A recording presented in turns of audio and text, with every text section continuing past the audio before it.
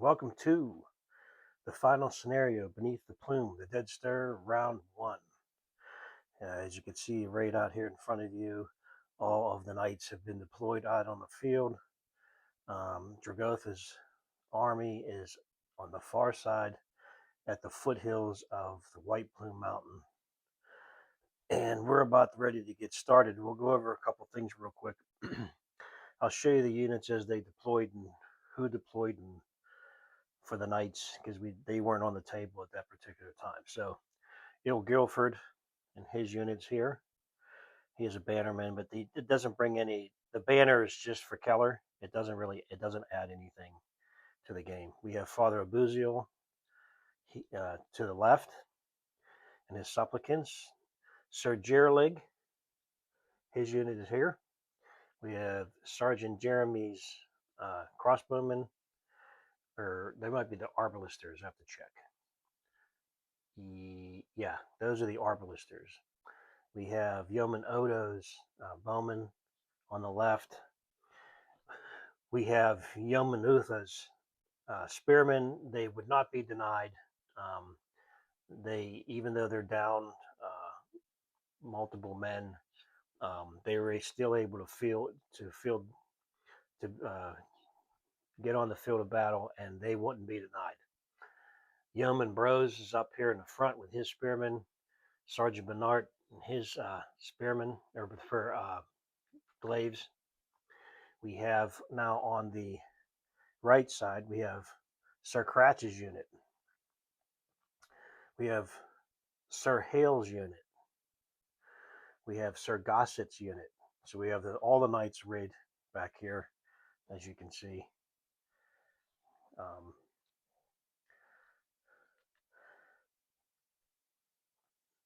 And they will deploy from the rear. We have Sergeant Nedwin's crossbowman up here. We have Sergeant Olivard's swordsman. We have Yeoman Giles. They're armed with just like farm implements and pointy sticks, that kind of stuff.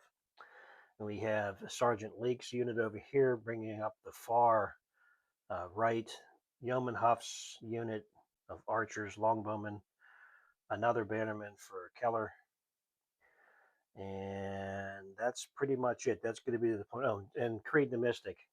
He's a magic user. He's a mage over there. And well, real quick, I'll go over here and I'll show you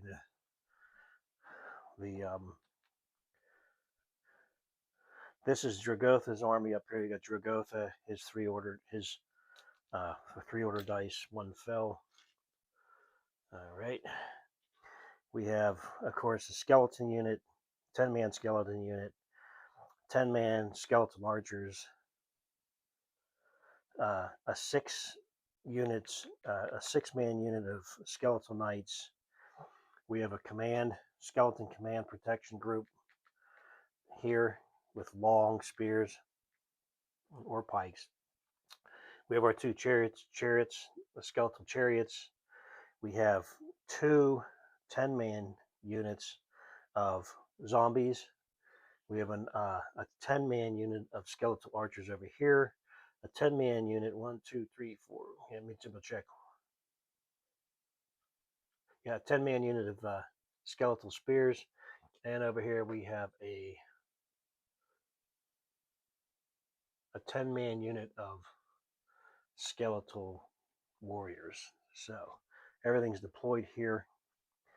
The sulfur vents are going to play a part. The environment's going to play a part in the table. And so, yeah, so that's it. I'm going to collect up the order dice and we'll get going.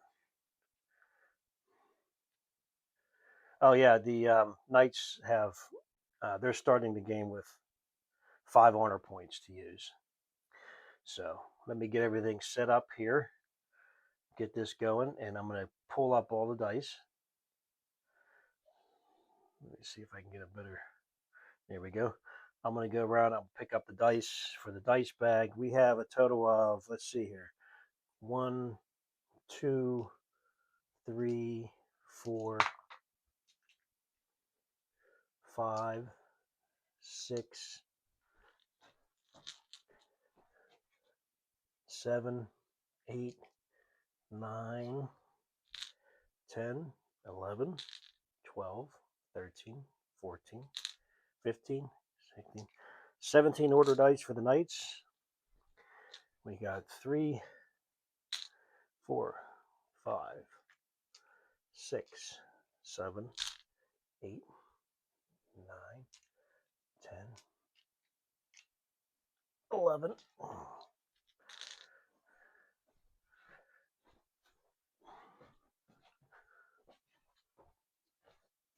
12, 13, 14. And so even though the knights have more order dice, you have to realize that there's a lot of 10-man units over here. 10 man, 10 man, 10 man, 10 man, 10 man. So in Warlords of Erehwon, you could split them up into 5-man groups or 5-man units, right? So you can have really 2 units of zombies, five zombies in each group. But they're all large, ponderous hordes of undead, right? And I kept them that way. Okay, so we'll begin with taking a look at some of the special rules. These sulfur pools over here, real quick. I'm going to go over it, and I'll go over the spells too, because the spells were picked for the casters in both of these groups. So the sulfur pools are any unit entering the sulfur pool. Any unit in the sulfur pool, you have to pass an agility test or suffer 1 automatic casualty with no saves. Any mounted unit that crosses the sulfur pool, okay, mounted units will automatically fail, so they'll lose, and they're all knights, so they're going to lose a knight and a steed, which is a big deal. All right. The steam vent eruptions. These steam vents that you see out on the table, right? They've been a nuisance from the very time that they first appeared, right? These steam vent eruptions, at the end of each round, I have to randomly select one of these steam vents because they're closer to the White Plume Mountain now than they ever were before. Any unit within 3 inches will suffer a pin and -1 agility to the next activation. So you're going to take a pin when one of these things go off because the hot sulfurous water that shoots out from them. And then we have what is called the breath of the White Plume, right? At the start of each turn, I have to roll a d6. On a 1 to 2, ash gusts scour the field. All shooting beyond 12 inches suffers -1 to hit. On a 3 to 4, there's ground tremors. First charge declared this turn must pass an agility test or fail. And a 5 or 6 is a necromantic resonance from the mountain itself. All undead gain +1 morale or +1 command this turn. So that would be one of the things we're going to do up at the beginning of each turn. And then we have faith against death. Once per game, if a cleric of Heronius is alive, all shield land units must immediately, he's right here, Father Abuziel. He's a cleric of Heronius. All shield land units may immediately remove 1 pin, and knights gain +1 melee attack for 1 full turn, but that's once per game. So once this is used, of course, it's flipped, and that's the end of that. And there's some other rules like the Dragotha special rule with the bound phylactery. When reduced to 0 wounds, I roll a d6. On a 1 to 3, Dragotha will be destroyed. On a 4 to 6, he can return for a future battle, which means he will reconstitute himself being a lich and come back.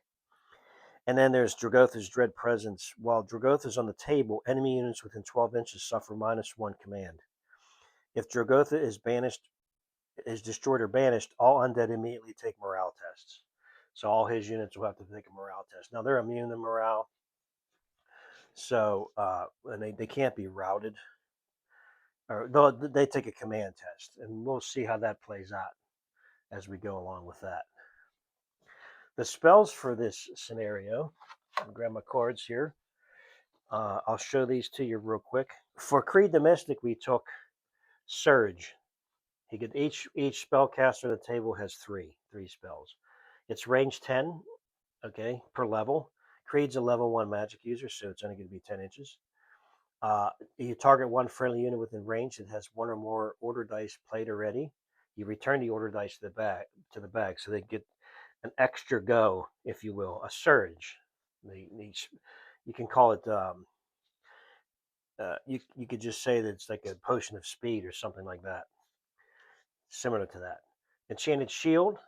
It creates a magical barrier over one friendly unit, protecting it from missile attacks. The range is 10 inches per magic level when he can cast it. Casting value of 8, and Surge had a casting value of 7. Range is 10 inches per magic level, so he's only level 1, so it's 10 inches. One friendly unit within range, any ranged attack. Accuracy upon the unit will automatically miss on any roll other than a 1. So anybody taking a ranged attack on that unit, they're automatically going to miss unless they roll 1. And it lasts until the end of the turn. And then, of course, fiery balls. Fireball. The wizard hurls sorcerer's fire. It's 20 inches, an enemy unit within range and line of sight. Magic missile, D3 plus magic level. So it'd be a roll D3 plus his magic level, which is 1. Automatic hits, strike value of 1, and it's fire. So it adds an extra pin onto that as well because it's fire. And that's creeds. And we have for Father Abuziel, he's taking Oath of. His first spell is one of his spells is Oath of the Shield, range 10, one friendly unit. The effect is until end of turn, the target unit gains +1 melee and fight rolls. So he invokes the Ancient Shieldlands Oaths. Defend the weak, stand firm, strike true. Weapons glow faintly as warriors fight with disciplined precision. Casting value 7. We have Battlefield Benediction. Range is 10 inches per level. Only one friendly unit. Restore one lost wound to the target unit. A swift prayer in the sign of the gauntlet steadies the wounded. Pain fades, resolve hardens, and the warrior rises again. Pretty good. Healing, basically. Sacred Light, Bolt of Righteous Steel. We've seen this before. It was a game changer in the last 2 scenarios, or at least the last one. Range 21 and one, inflicts one auto hit. Okay, but the unit must take a break test. Flavor. A flash of silver blue force manifests as a spectral spear or sword hurled by Horrendous' judgment. However, undead, it's a little bit different with morale and routing. Okay, so we'll go over that too. There's some special rules related to them that might not be as helpful. And of course, we have Dragotha's 3 spells. We have Soul Wither, casting value of 8. Range 12, one enemy unit. The D3 hits, strength 5, gains +1 additional pins. If any casualties are caused, Dragotha may immediately remove 1 pin. And if it's backfired, if you roll 10, if failed by 2 or more, the caster suffers 1 wound roll on the wound chart. Okay? But that's on an enemy unit. Deathly Vigor. Target, range 12, one friendly unit, +1 strength, first round of next melee only. Ignore pins received before next activation. On a natural 10, a unit gains D3 pins after the effect ends. Gives them strength, empowers them, and then Raise Dead. Range 20, target one friendly unit. Effect, restore D3 previously removed models, cannot increase unit above starting size, and cannot target monsters. Backfire of casting roll of a natural 10, the unit instead gains +2 pins. So undead units can still gain pins normally like any other unit.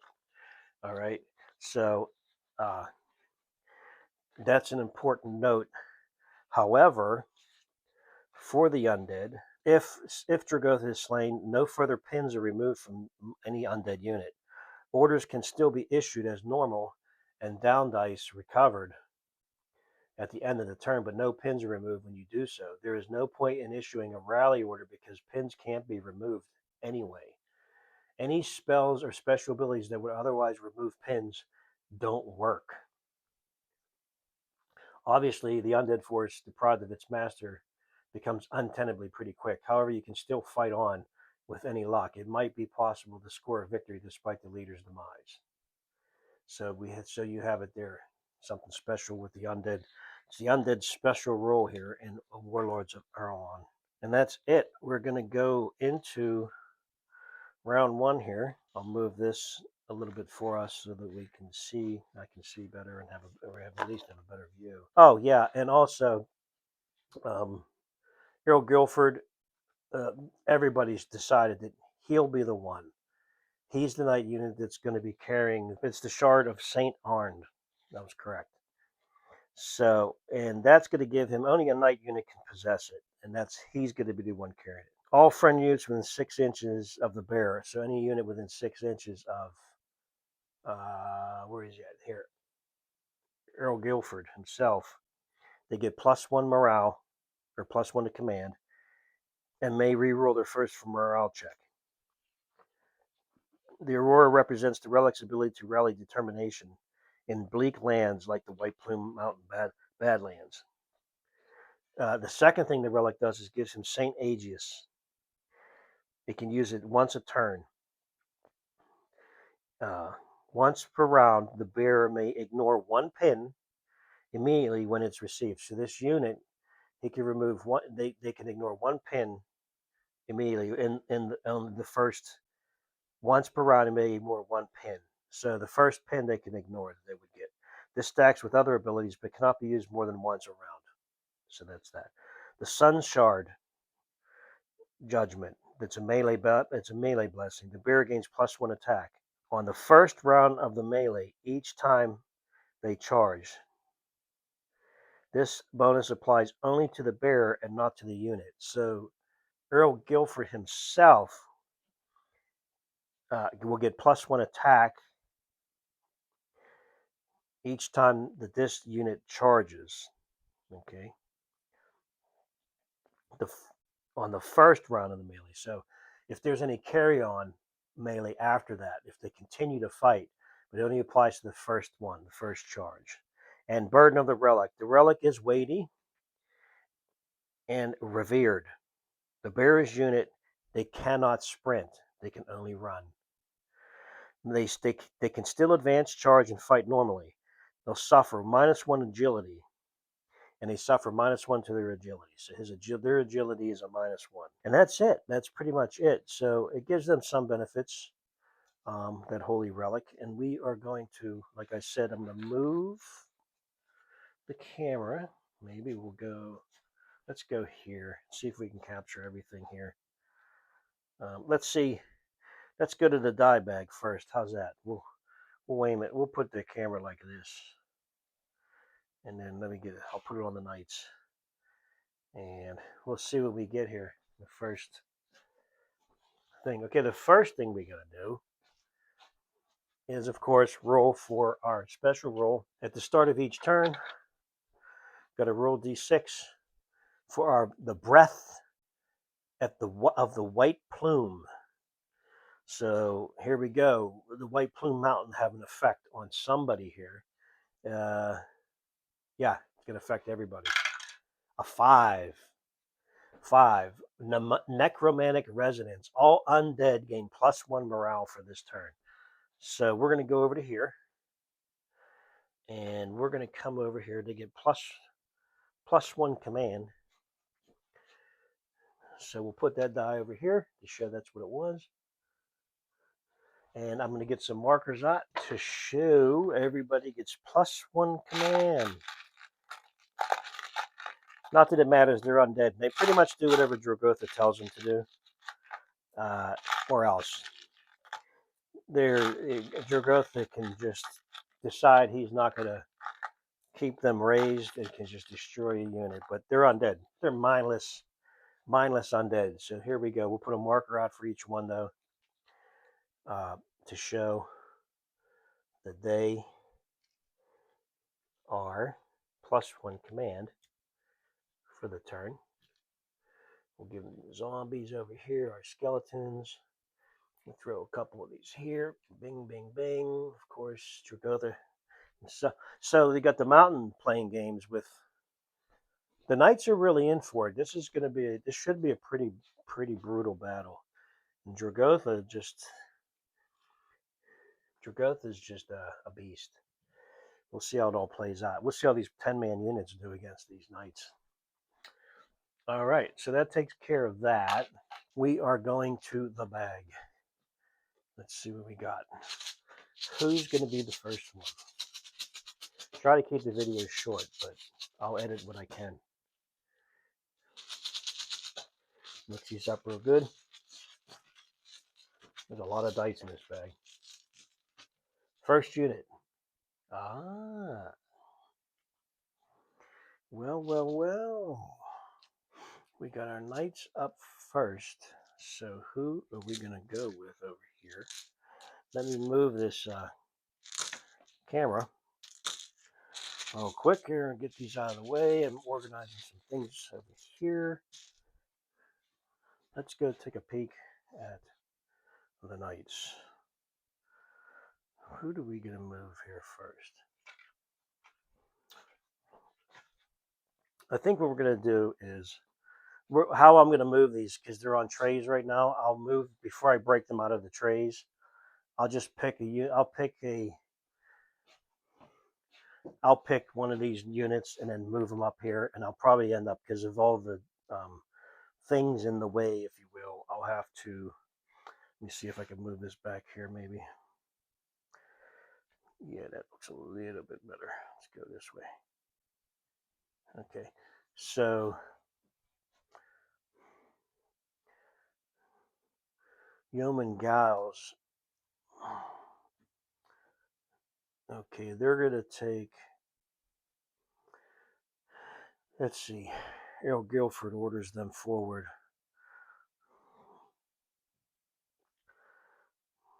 The peasant unit's going to move up. They're going to run 10. So we'll pick this fella here. Whoops, yeah, 5. Yeoman Gnolls' peasants are ordered up right to here. So we'll start piling them in here. 1, 2, 3, 4,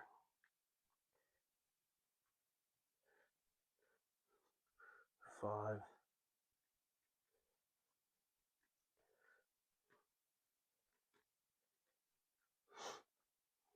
So I have, as you can see, I've been putting things on square bases now.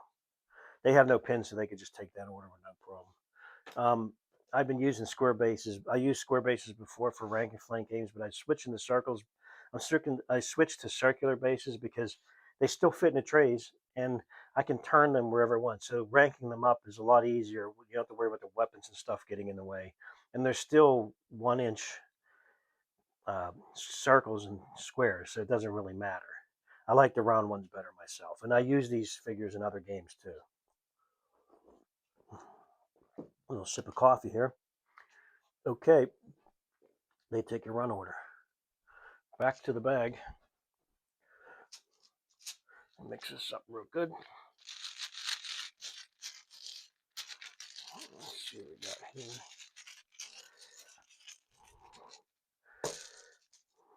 Knights again. All right. I think we're going to go with, let's get the yeoman up there and see what's going on. See if they can soften up some of these undead. We're going to go with Yeoman Bros' unit. And we have 2 choke points over here too. So that's going to be a big deal. I think I'll move Yeoman Bros' unit up here, 5, 10, and get him to right here. Spears. I'll have to double check. I don't think these are long spears, but we'll get these guys across that choke point as quickly as possible. Yeoman Bros on the move. That's a run order, not a rally. And I'm going to pull my unit cards here.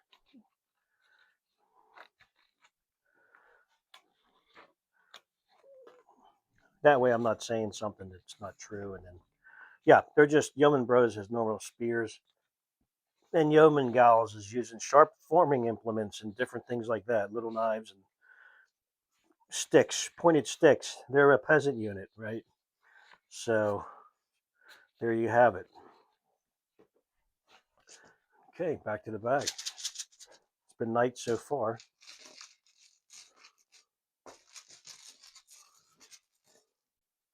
Undead. All right. Let's take a quick look over here. What do we got here?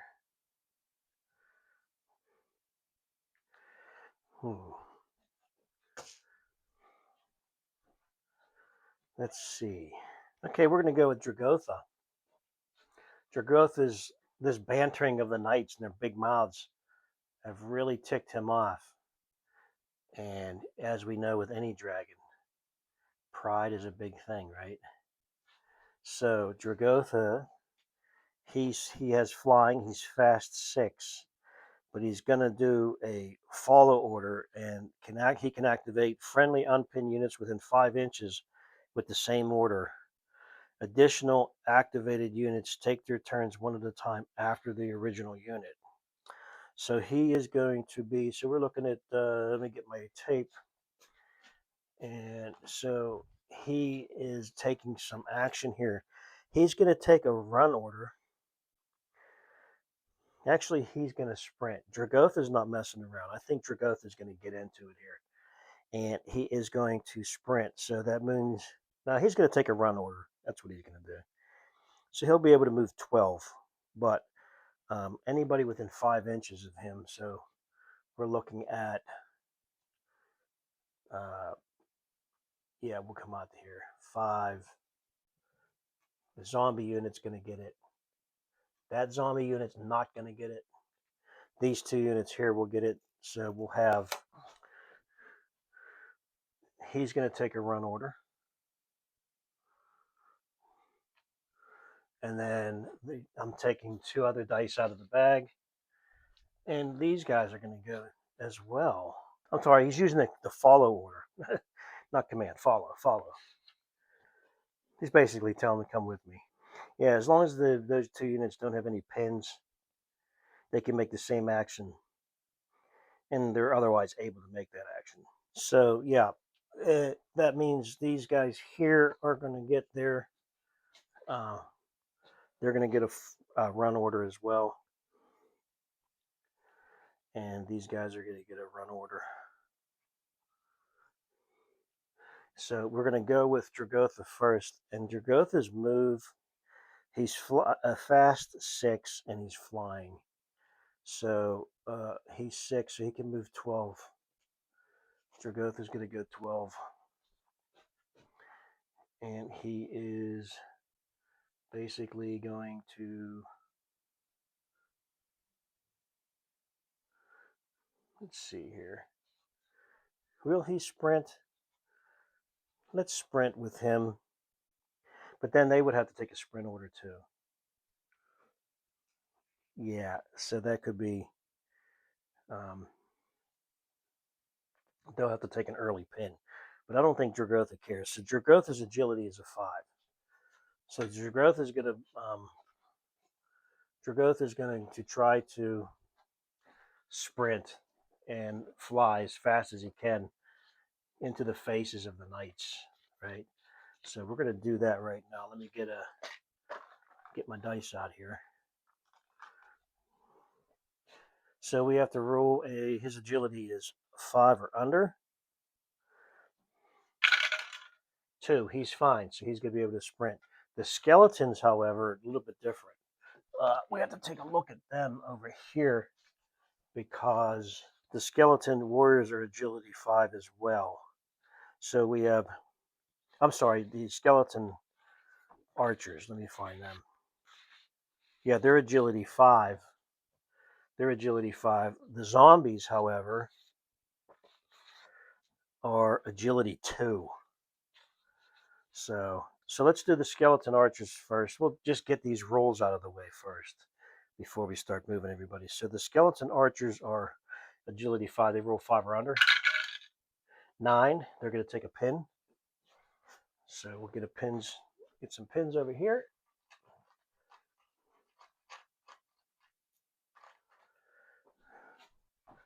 Skeleton archers will take a pin after this move. And then we're going to do the zombies. They are agility 2. So if they roll a 2 or under, take a pin. No, and they're going to take a pin as well. So we'll put that with them as well. So that takes care of them for now.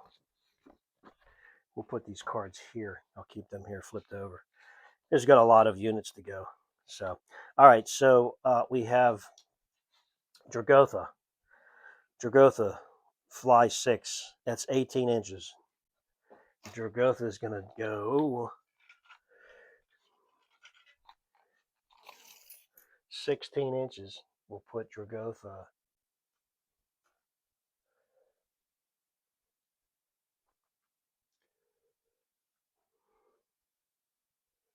right about there.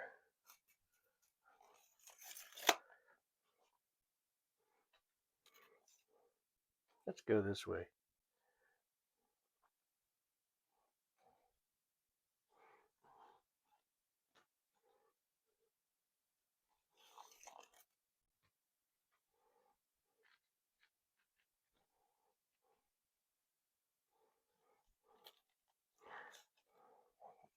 The zombies could move 15, and they're going to move. Let's see, the furthest zombies right about here. So we're looking at out to here. Zombie horde moves up ahead. You can go through other units. You just have to be within outside of 1 inches. And for that, I'm not using the bases really. Dragotha's head kind of sticks over the base. That's why I was using Dragotha's base. So, but the body of Dragotha is at least 1 inch away from these guys. So we're okay with that. And I'm going to pile these guys in. The zombie horde moves up. They took a run. They sprinted. They have +1 to their command. They have 1 pin. And then we're going to go with, that's Dragotha. Dragotha's got 3 order dice, so that's just one of 3. And I don't think Dragotha can cast a spell, but we'll find out in a minute. I'm going to get these skeletons moved up, and they can move 5, 10, 15. So they're going to go probably right up to here.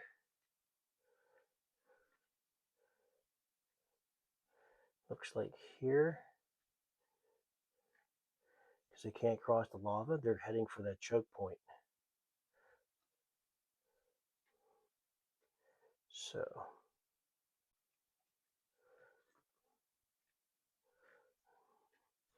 they took a pin, and they took a run over. But they're outside of 1 inch. That's how I'm going off the bodies here. Okay, that's that. All right, let's take a look now at the bag. Let's go back to the bag.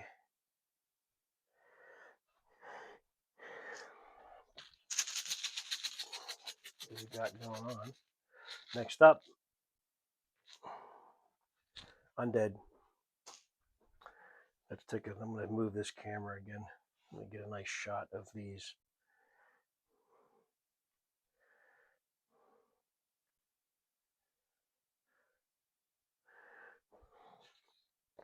Let's do the skeleton riders here. Let me take a look, because if they sprint, they can go 15 as well. Let me see. Let me double check. They're tough. I'm sorry, they're undead and fast 8. Okay, so they can go 16 if they sprint. 12, 16. So if I go over to here,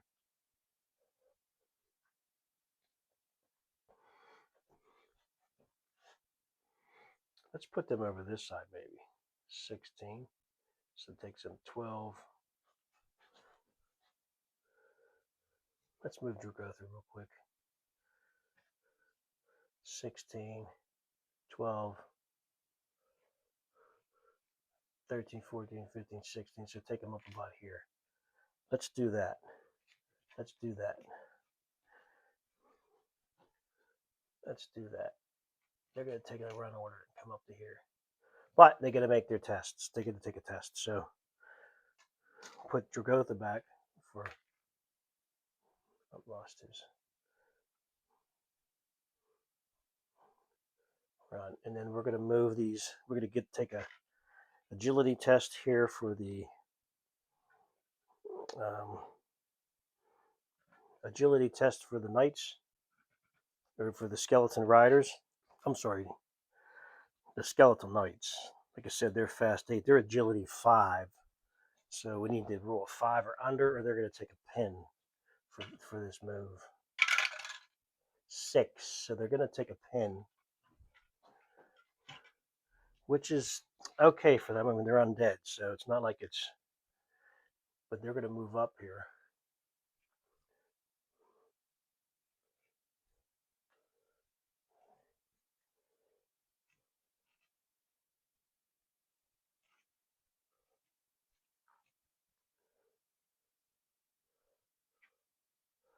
I just want to double check that. So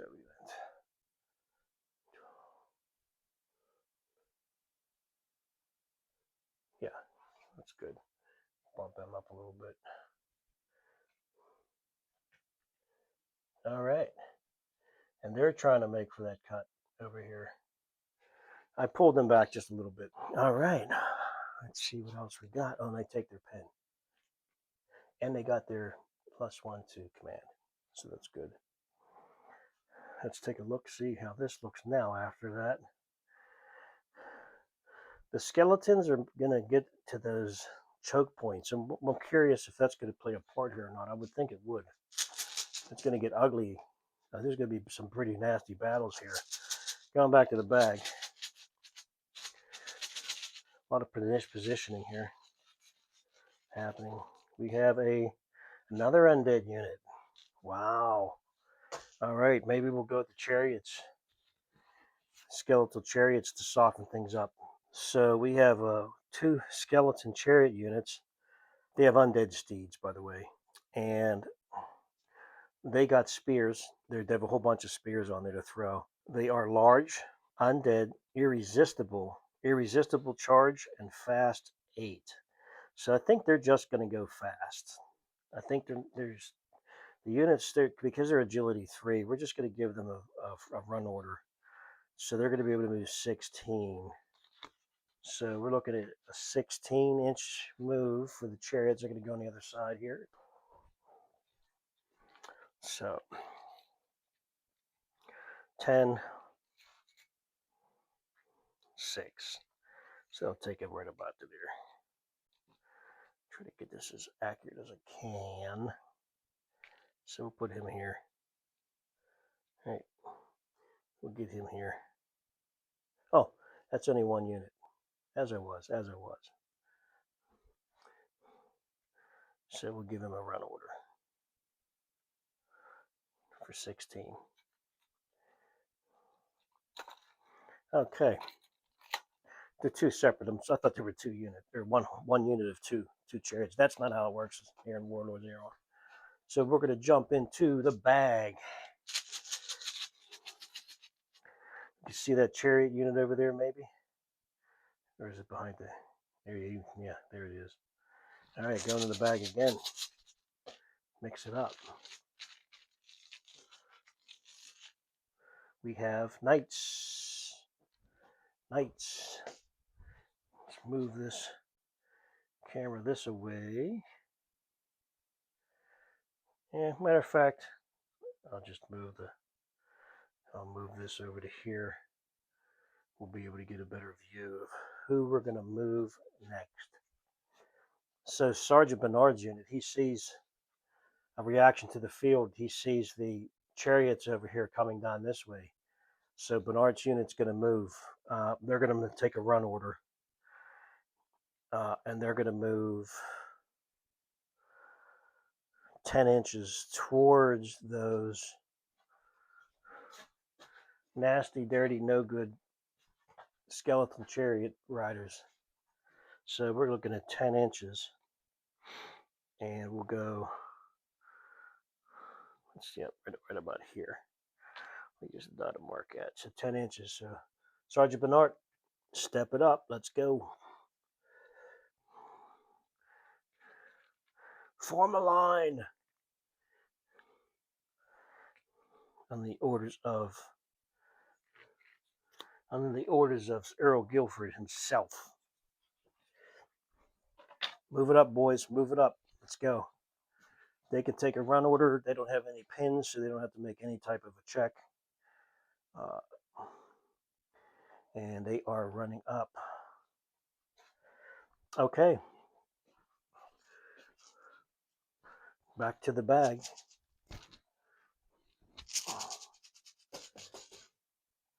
Who do we got next? Undead. I'm just going to swing. I'm leaving this camera here. I'm just swinging it over here. And I think I can't go any further than that. No, I can. All right, here we are. We're going to go with the other chariot. That makes most sense, right? Why not? So you can't see the chariot because he's behind this.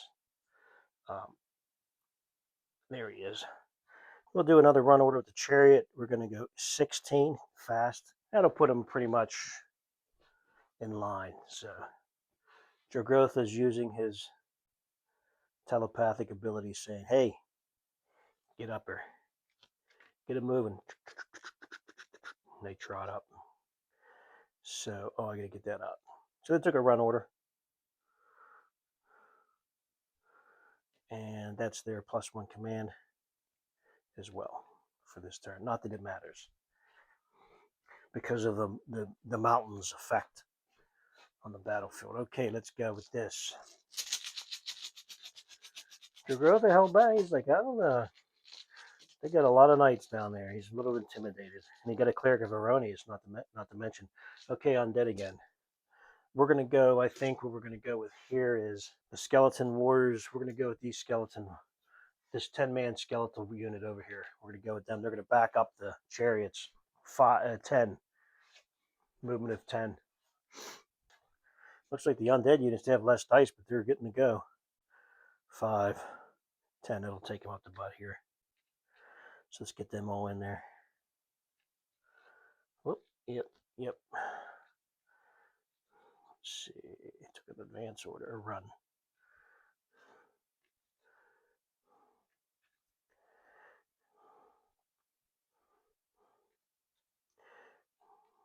They're not playing. They're getting involved right away here. They took the run order. That's their +1 to there. Yep. Okay. They're going to get across these choke points. That could be. It's not a bad thing because that means the knights can just. It's better that they do it than the knights, because then the knights, all the decisions can be up to the knights. Here we go. Next die. Knights. Yeoman Uther Spearman moving up 10. They're taking run order. They're going to get right behind. They're getting right behind Yeoman Bros' guys. They're getting ready to go across into Yeoman Bros, get some revenge for their comrades who were lost, bravely lost. I'm just putting this on here to show that they. I'm sorry, I should have turned the camera here. Let's look here.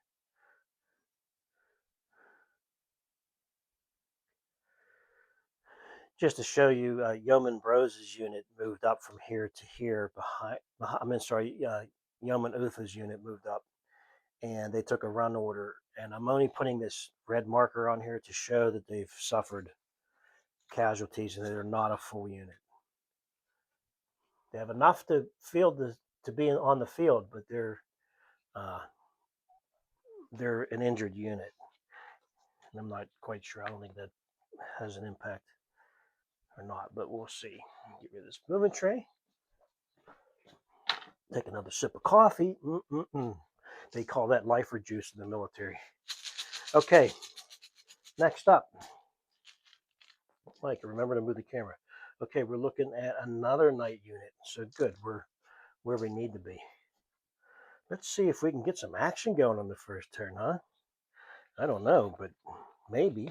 Maybe we can get some. Maybe we can go with those archers over there. Who is that over yonder there? Yeoman Odo with his longbowman. I think maybe get some rounds down, range, get some arrows down range on those charioteers. Let's take a look. I think what we're going to do is, I think we're going to bring the Sergeant Jeremy's arbalisters up. Yeah, they're the arbalisters. They got the better. They have pavases. They have the large shields in front of them, so they're -3 to agility because of that. So they're just going to run up. They're going to run up there. We'll get them moved up, and then I think Odos. We just start to fan out. I think we'll start to fan out this on either side of those, and Dragotha is really going to be able to pick and choose where he wants to go. But for now, we're going to move. Let's move the arbalisters up. So we're going to go 10 inches on them. So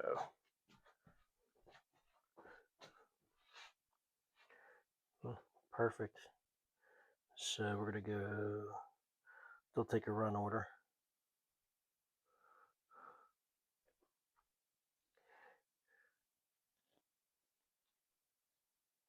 Where is it, Mike? Come on. There we go. Run order. Get these guys up here. Sergeant Jeremy.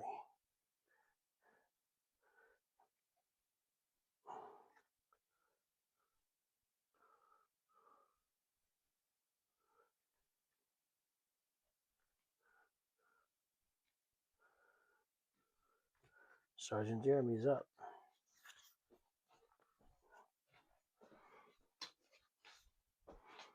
Yeah, the sprinting is dangerous on this stuff. You just have to. Next order die. Knights again. And I think what we're going to do is, I think we're going to move up. Not a full 10. We're going to move Yeoman Odo's archers up. They will take a run order, though.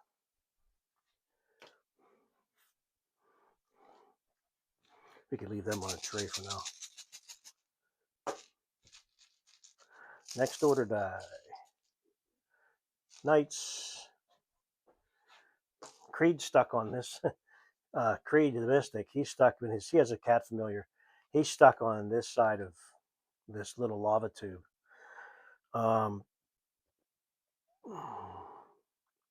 I want to move Sergeant Oliver's unit up and start getting. Yeah, let's do.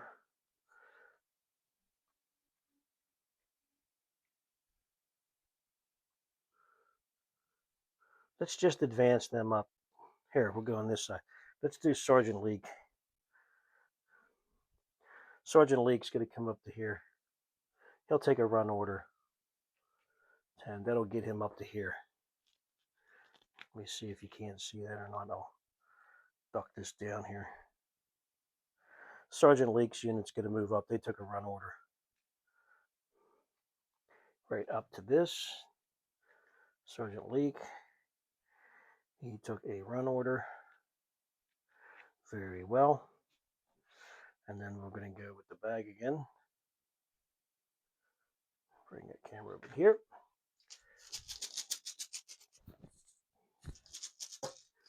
Got Knights again. Move up Sergeant Oliver. It's 5. I'm going to go up to 5. I don't want to be by those. I don't want this unit to be anywhere near that 5. This vent, because we still got to make rules on that. So he took an advance order like that.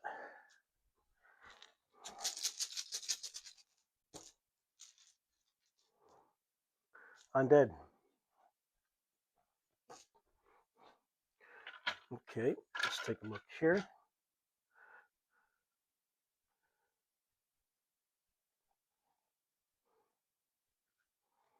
I think we're to go with this skeletal unit way back here. This skeletal unit here, you can't barely see them in here. This skeletal unit, they're going to advance up 5. Well, they might be able to get 10, 5, 10. Yeah, they're going to move up 10. A little bit under 10, but it's going to be a run order. So they're going to be like right here.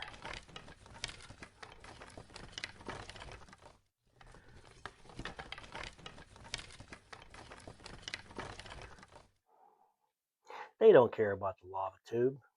They've already died once. What's the big deal? All right, there they are. Next order die. We got undead again. All right, let's see what we got. Let's get the zombie hordes involved. And I think the zombies, they move 5 too. We've been through this. I think I already pulled the card on it. Yeah. Zombies are what they are, right? For some reason, I thought they moved slower, but they don't. There's no special rule for them. They don't even have a leader, right? They're just zombies. Well, that has a zombie rule. Let's see what it says. It says here, because I've forgotten. They're not even upgraded. They resist 3. They're just your typical shambling mound, but there is a zombie rule. So let me see what it says. Of course, it'll be the last one, but I just double check it. And I thought they moved slow. And I'm probably right. And foolishly forgotten to. So zombies don't go down if they fail an order test. Oh no, they just keep coming, no matter how mangled, decayed, or badly confused they might be. The basic zombie motivation is to hurl themselves shambolically upon a victim and attempt to maul, paw, bite, or otherwise impose themselves upon their chosen target's personal space. Quite rude, really. If a unit with a zombie special rule fails an order test, it automatically gets an advance order rather than going down. Zombies cannot sprint, so I was right. Zombies can make the standard 2-move run move with the appropriate order, but must test their agility once they have done so and take a pin if they fail. They test for making a run order like any other units test for sprints. They're too shambolic. Okay, so that's what it was. They don't benefit from helo, follow, command, none of that stuff. So, yeah. So what we're gonna do? So for right now, this zombie unit that moved, they ran, right? So this zombie unit's gonna have to make an agility test just for running. That's what I thought. I knew I forgot a rule. And we'll do that right now, real quick. And they're, of course, they're agility 2. So, oh, wrong side. That was actually a 6. So they're going to take a pin just for running. They try to restrict these zombies to just. All right. They have a pin. What did they take the pin for? I'm trying to remember why they took that pin. Yeah, they can't sprint. We'll leave them where they're at. They can only run. They can't sprint. So they would normally have to move back 5 inches. So let's move them back. We'll put them all over here. We'll move them back 5 inches right next to the vent. They'll keep that pin. This will make up for that. They're back here. Get back, zombie. They'll keep that pin for the run. Okay, because they were here, so they moved up, but they didn't get that far up. So they took a run order. That zombie unit over here that I'm going to move, I'm going to move this skeletal unit, I think, instead. They're going to advance or run up to here, I think. So that's what we're going to do. Let me see if I got that on. You can see that. Yeah, this unit over here is going to try to run up. Let's do that. They're going to take a run order. I have to remember that with zombies. I knew there was something special about them. There's nothing really special about them, but 5, 5, 5, 10. They'll take a run order. All right. Let's get these guys up.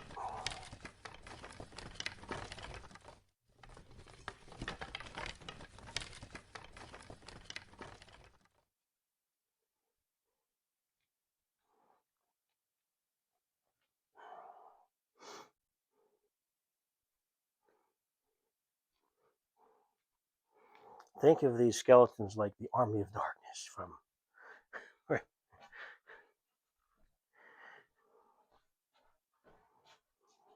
All right. Next up, got knights. Knights. What do we got over here? We got some knights coming up. Let's see what we got. Yeah, they're the heavy hitters are in the back here. They're going to be. Let's move up Yeomanhuff's archers. So Yeoman, the archers will go right about to here. Let me get over here so you can see. We're going with the archers to that line. So we're going to go 5, 10, put them right here. So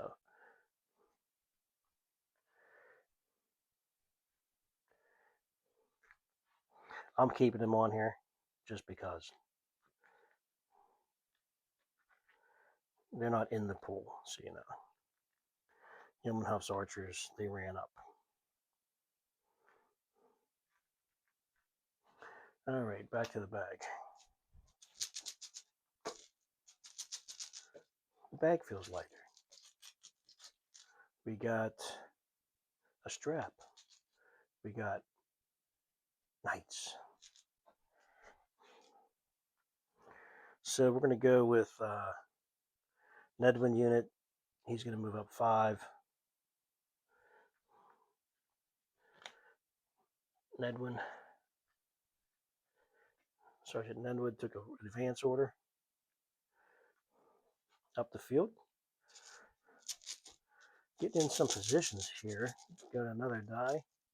Next die, knights again. And we're going to go with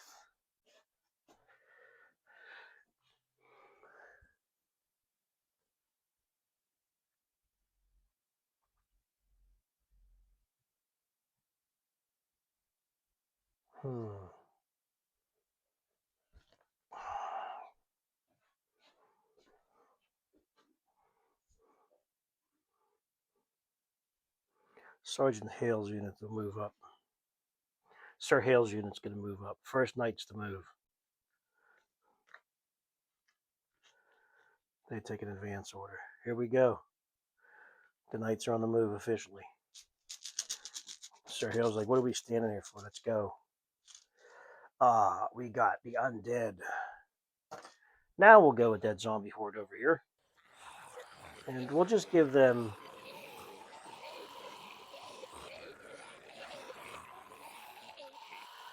We'll go with this zombie unit here. We'll give them an advance order because it's getting a little choppy over there with all the units trying to pile through these choke points. So we'll give them an advance. If I run with them though, they may take a pin. Do I want to give them a pin?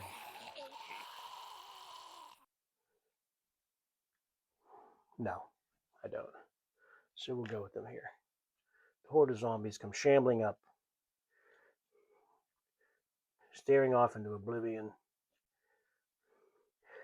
hungry for fresh meat, brains. There we go. And it took an advance order, so that's that. Next up, get this dice tower out of the way.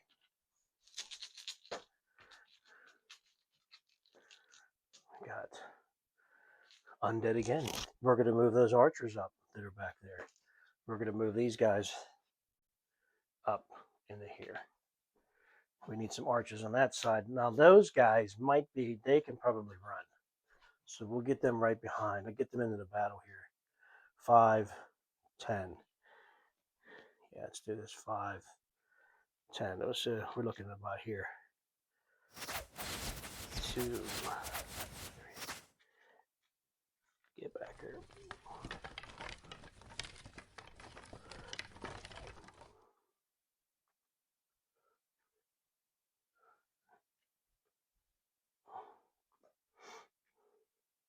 The only thing bad about these larger units is they have to be able to see behind the guys behind them in order to use their arrows. So you need a line to get full effect from their fire.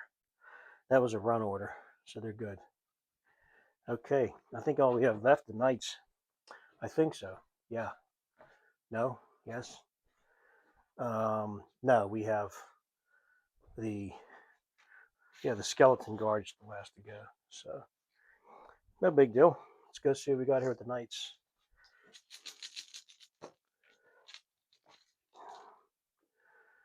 Knights. This should be pretty simple from here on out because Jared unit's going to run up 5. Don't like being next to that sulfur vent. Don't like that at all. I'm going to pop them off their base. Sergeant Jared took a run. Order. These bases, the movement trays would have worked really good if it wasn't so jammed up. Next up. Oh, that's right. Dragotha gets to go 2 more times. Yeah, we will see combat probably. Here we go. Should I give this to Dragotha? Dragotha is going to, and he's fast 6. Yeah, he's going to run up. He's going to take a second run order, and he's going to move 12. Dragotha. Now you see the incredible, these monstrosities.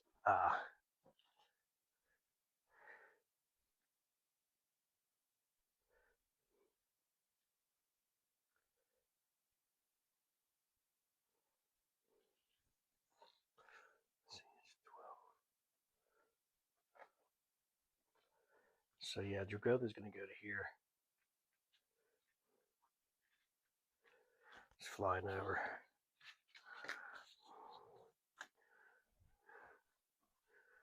And then we're going to go back to the bag. It's going to be knights. Then Creed the Mystic's going to move up 5. Let's go over here. Let me get you back centered here on my knights. Over here, we got Creed the Mystic. He's going to move up 5. Creed and his familiar.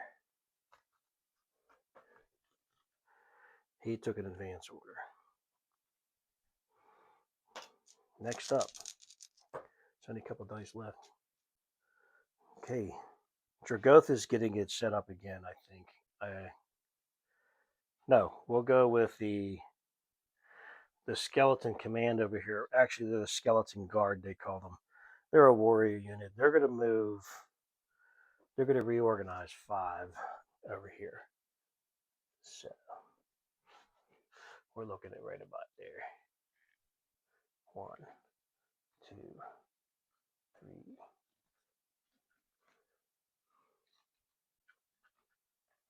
Get into the fight, boys.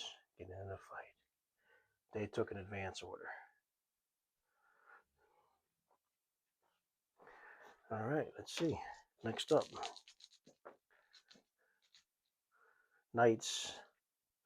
Father Abuziel and his supplicants and his standard bearer. I'll get it switched to camera again. Sorry about that. I'll bring it over here. I'll show you what is going on over here. We have Father Abuziel. He moved up. He took an advance order. And then we got next order die. Okay, the only one left is Dragotha. Dragotha's going to move. He's going to make he's fast 6 advanced. So he's going to move. He's going to move up to here.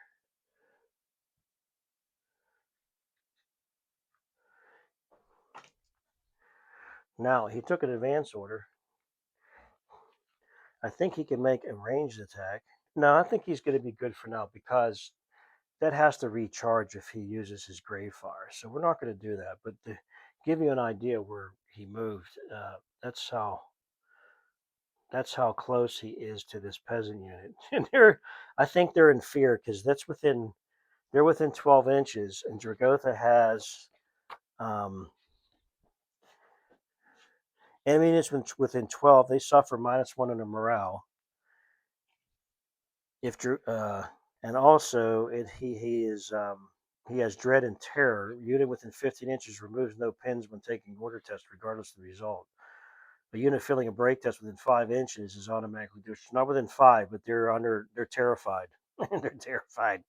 Yeah, none of them are spellcasters either. So they're like, oh, what's they look around this steam vent and go, oh my goodness.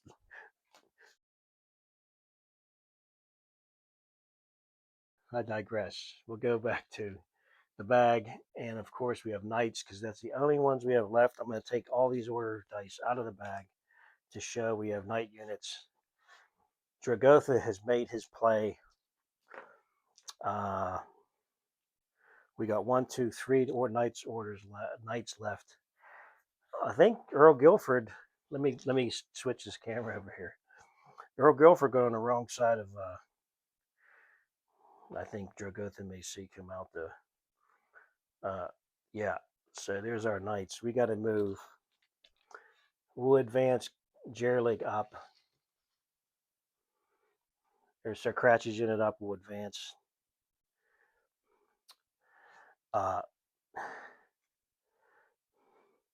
We will advance 5. Yeah. So Gossett will run up. I don't know if you could see that. I'll put it over here a little bit further. Gossett will, yeah. Gossett's unit moved up. He took a run order. And we got Guilford is moving up.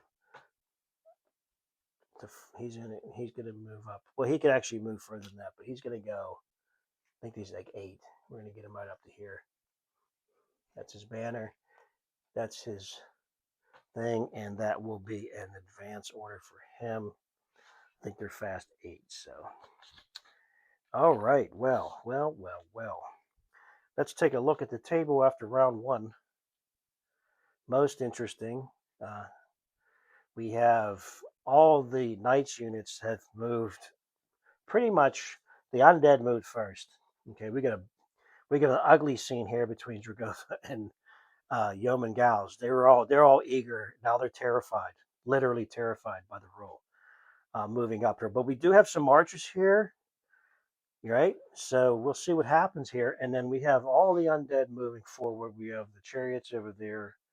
We have these knights. These undead units have to get through these choke points, and it seems like it's about even if you look at the table.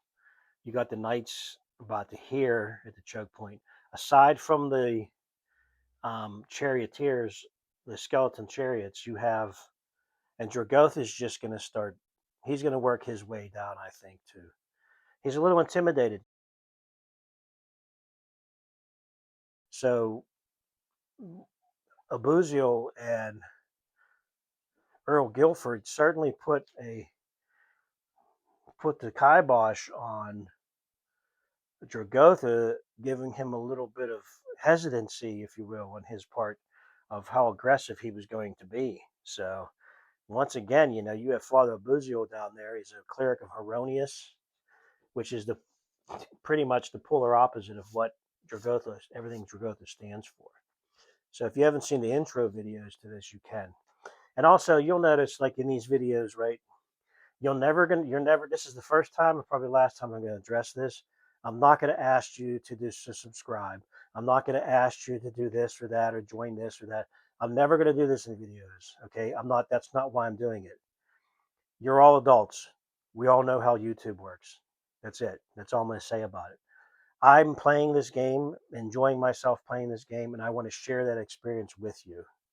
And that's what this is about, right? I don't care if you sit here, I don't care if you watch it just to fall asleep or to doze off or something, because my videos are pretty long, but I show everything that I'm doing. I show my mistakes, rectifying mistakes, that sort of thing.